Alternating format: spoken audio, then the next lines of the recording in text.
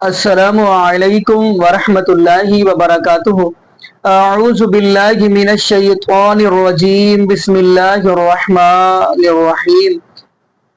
ایاک نعبد و ایاک نستعین، اے اللہ ہم تیری ہی عبادت کرتے ہیں اور تجھ ہی سے مدد مانگتے ہیں۔ ناظرین، پہلے نمبر پہ اگر جس بندے کے پاس عقیدہ توحید ہے تو میں سمجھتا ہوں وہ بندہ کامیاب ہے، اس نے اپنی دنیا بھی سنوار لی اور آخرت بھی اس نے سنوار لی۔ ناظرین، عقیدہ توحید ہی مین ہے، کیوں؟ کیونکہ قرآن پاک آپ مطالعہ کریں گے تو تمام انبیاء علیہم السلام نے آ کر اپنی قوم کو توحید کا ہی پیغام دیا، یعنی ہر نبی نے آ کر کیا کہا؟ قال یا قوم اعبد اللہ، اے میری قوم عبادت اللہ کی۔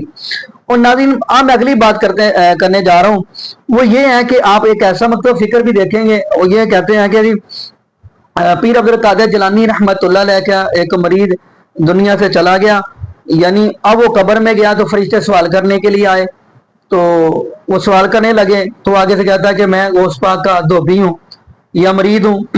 ناظرین، لیکن عجیب و غریب اور بھی واقعہ سنے، یہاں تک یہ بیان کرتے ہیں کہ پیر عبد القادر جیلانی رحمۃ اللہ علیہ اپنے مریض کی قبر میں جا کر فرشتوں کو روک رہے ہیں کہ میرے مریض سے سوال نہیں کرنے۔ تو کیا کیا ہے آپ کو ناظرین باتیں بتاؤں، لیکن اگلی بات ہم اور کرتے چلیں۔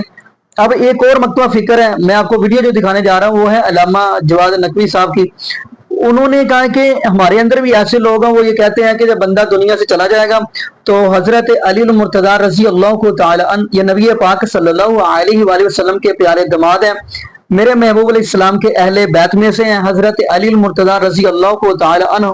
ان کے بارے میں قرآن کہہ رہا ہے انما یرید اللہ لیذھب عنکم الرجس اہل البیت ویطہرکم تطہیرا۔ تو ناظرین، یعنی کہتے ہیں کہ ہمارے مکتبہ فکر کے اندر بھی ایسے لوگ ہیں، وہ کہتے ہیں کہ جب بندہ قبر میں چلا جائے گا تو حضرت علی المرتضیٰ رضی اللہ عنہ قبر کے اندر جائیں گے اور فرشتوں سے خود ہی نپٹ لیں گے، خود ہی بات کر لیں گے، یعنی آپ کو کسی چیز کی ڈرنے کی کوئی ضرورت نہیں ہے۔ آیا کہ ناظرین یہ شریعت کا حصہ ہے یا یہ نبی پاک صلی اللہ علیہ وآلہ وسلم نے ہمیں اس چیز کا بھی پیغام دیا ہے؟ کیا یہ بھی ہمیں چیزیں بتلائی ہیں؟ خیر ناظرین، یہ تو ہم بعد میں گفتگو کریں گے، تو میں چاہتا ہوں آپ کو پہلے وہ علامہ جواد نقوی کی گفتگو سنواؤں، پھر انشاءاللہ آگے ہم بھی گفتگو کریں گے۔ تو آئیے ناظرین مل کے گفتگو۔ جس کے ساتھ زندگی گزارو گے اسی کے ساتھ آخرت ہے تمہاری۔ زندگی کسی کے ساتھ گزارو، آخرت کسی کے ساتھ چلے جاؤ۔ یہ ہمارے ذہنوں میں یہ بات ڈالی گئی ہے کہ قبر میں ہم معاملہ بدل دیں گے، دنیا آزادی سے عیش سے گزارو، قبر میں جا کر جب ہم جائیں گے تو وہاں مولا آ کر فرشتے کاپیاں لے آئیں گے، کتابیں لے آئیں گے، ریکارڈ فائلیں ساری لے آئیں گے اور پکڑنے آ جائیں گے حساب کتاب کے لیے۔ منکر نکیر آ جائیں گے، اٹھو یہ جرم کیا ہے انہیں۔ خوب اس وقت مولا علی قبر میں آ جائیں گے، کیوں آئے ہو؟ یہ مجرم آیا ہے۔ مولا علی کہیں گے تمہیں پتہ نہیں یہ کون ہے؟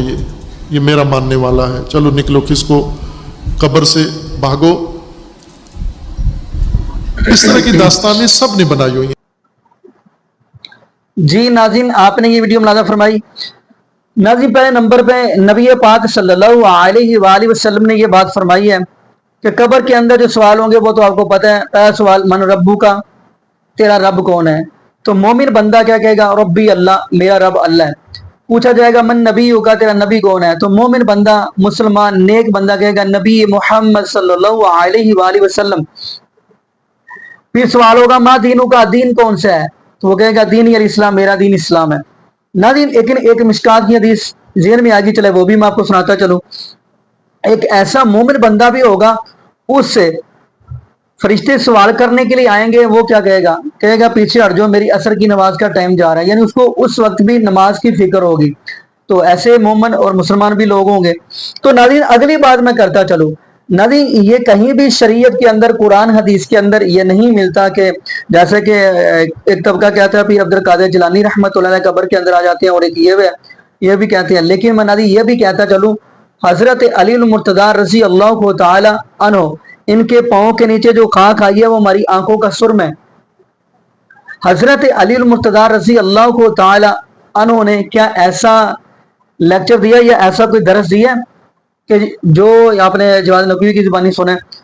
تو ناظرین میں یہ کہتا ہوں، جبکہ حضرت علی المرتضیٰ رضی اللہ تعالی عنہ فاتح خیبر ہیں، فاتح خندق ہیں، حضرت علی المرتضی رضی اللہ تعالی عنہ، یہ نبی پاک صلی اللہ علیہ وآلہ وسلم نے جن کے بارے میں فرمایا اے پیارے علی المرتضی رضی اللہ تعالی عنہ تو میرے لیے ایسے ہی ہے جیسے موسیٰ علیہ السلام کے لیے اس کے بھائی ہارون تھے، لیکن ہارون علیہ السلام اللہ کے نبی تھے، لیکن لا نبی آبادی، میرے بعد کوئی نبی نہیں ہے۔ تو ناظرین حضرت علی المرتضی رضی اللہ کو تعالیٰ یہ بھی ایک میں دلیل دیتا چلوں، سورہ فاتحہ نہ پڑھتے ہیں، ہر بندہ نماز کے اندر پڑھتے ہیں، تو یقین مانیے حضرت علی المرتضی رضی اللہ کو تعالیٰ بھی نماز کے اندر کہتے ہوں گے ایاک نعبد و ایاک نستعین، اللہ میں تیری ہی عبادت کرتا ہوں، تجھ ہی سے مدد مانگتا ہوں۔ ناظرین یہ سورہ فاتحہ ام القرآن ہے، یعنی قرآن کی ماں، ام الکتاب بھی کہا جاتا ہے، سورہ شفا بھی کہا جاتا ہے، یعنی قرآن کی ماں یہ بات کہہ رہی ہے جو بندہ ایاک نعبد و ایاک نستعین پڑھنے والے ہیں یہ سارے کے سارے حاجت مند ہیں، اللہ کی اللہ ہی مشکل کشا ہے۔ تو باقی ناظرین یہاں پہ یہی دعا کریں گے کہ اللہ پاک ہمیں عقیدہ توحید نصیب فرما دے۔ یقین مانیے جس بندے کے پاس عقیدہ توحید ہے وہ بندہ کامیاب ہو گیا، جیسا کہ صحیح مسلم کی وہ حدیث ہے، نبی پاک صلی اللہ علیہ وآلہ وسلم نے فرمایا جو بندہ اس حالت میں رب العالمین کے ساتھ ملا، یعنی اس حالت میں رب العالمین سے اس بندے نے ملاقات کی کہ اس نے ذرہ برابر بھی شرک نہیں کیا ہوگا، واجبت لہ الجنہ، اس کے لیے جنت واجب ہوگی۔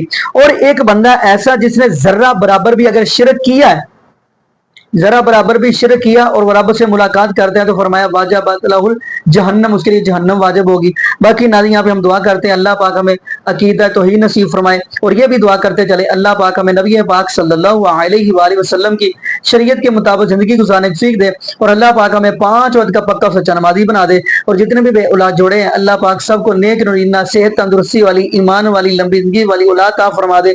جزاکم اللہ خیرا، احسن الجزاء، السلام علیکم ورحمۃ اللہ وبرکاتہ۔